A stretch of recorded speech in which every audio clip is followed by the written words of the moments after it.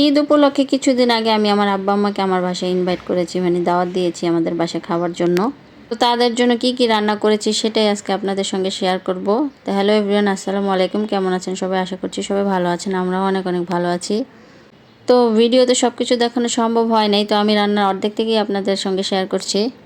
আমি প্রথমে গরুর মাংসটা বসিয়ে দিয়েছি, যেহেতু গরুর মাংস রান্না করতে অনেকটা সময় লাগে, যে কারণে আমি আগেই এটাকে বসিয়ে দিয়েছি। সব মশলা দিয়ে তারপর কষিয়ে নিলাম। এখন এর ভিতরে পানি দিয়ে দিব, এটা আস্তে আস্তে হতে থাকবে। আর ওইদিকে আমি অন্য অন্য যে রান্নাবান্নাগুলো আছে সেগুলো সেরে নেব। সব কিছুই সকাল থেকে গুছানো শুরু করে দিয়েছি, এখন শুধু রান্নাবান্না বসিয়ে দিলাম। তো আমি এই চুলায় কড়াই বসিয়ে দিয়েছি, সেখানে সরিষার তেল কিছুটা পরিমাণ দিয়ে দিয়েছি। আর ইলিশ মাছ কেটে মশলা দিয়ে মাখিয়ে রেখেছিলাম, সেগুলো দিয়ে এখন তেলের ভিতরে ছেড়ে দিলাম। এখন এগুলোকে ভেজে নিব। ইলিশ মাছটা ভাজাই থাকবে, এটা রান্না করব না। বাসায় যেহেতু সরিষার তেল ছিল, ভাবলাম ইলিশ মাছটা সরিষার তেলে ভাজি করি। সরিষার তেলে কিন্তু ইলিশ মাছ ভাজলে অনেক বেশি ভালো লাগে। মানুষ যেহেতু বেশি না, তাই আমি কম পরিমাণে নিয়েছি, এখানে শুধু মাঝের পিসগুলো নিয়েছি। আর ওইদিকে আমি ডিমটাও ভেজে নিচ্ছি। ইলিশ মাছ ভাজার সঙ্গে ডিম ভাজা দুটোই ভাজাভাজি, কোনো রান্না হবে না। আর এইদিকে আমি আলুও দিয়ে দিলাম মাংসের ভেতরে, কিছুটা পানি আলু সব কিছু মিলিয়ে বসিয়ে দিচ্ছি।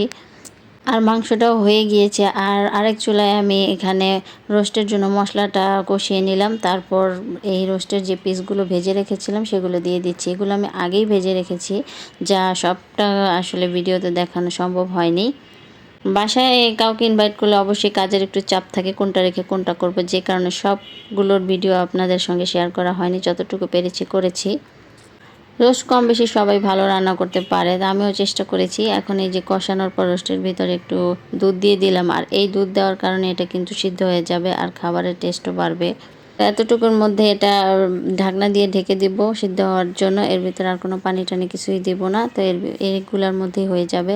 আর একটু ঘন হয়ে আসলেই এটাকে নামিয়ে নিতে হবে।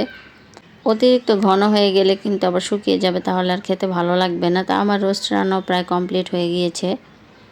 আর ওইদিকে আমি একটা ছোট পাতিলে ভাতও বসিয়ে দিয়েছি, কারণ যদি কেউ ভাত খেতে চায় তাহলে ভাতও খেতে পারবে। তো ভাত রান্না শেষ হওয়ার পর সর্বশেষ আমি রান্না করলাম পোলাওটা ভালোভাবে তেলের মধ্যে ভেজে নিয়েছি। এর ভিতরে কিছুটা পরিমাণ গাজরও দিয়ে দিয়েছিলাম, তারপরে লবণ আর আদা রসুন বাটা একটু দিয়ে দিলাম। কেউ দিতে চাইলে দিবেন, না দিতে চাইলে নাই, এটা আপনাদের ইচ্ছা। আর আমি সবসময় পোলাওর মধ্যে আদা রসুন বাটাটা দিয়ে থাকি। তো আমি চাল দেওয়ার পর, চাল ভেজে নেওয়ার পর তারপর দিই, আগে দিই না। আর এর ভিতরে এখন আমি ফুটন্ত গরম পানি দিয়ে দিলাম। আর পোলাও রান্নাতে সবাই জানে ফুটন্ত গরম পানি দিলেই বেশি ভালো, তাড়াতাড়ি হয়ে যায় আর সুন্দর থাকে।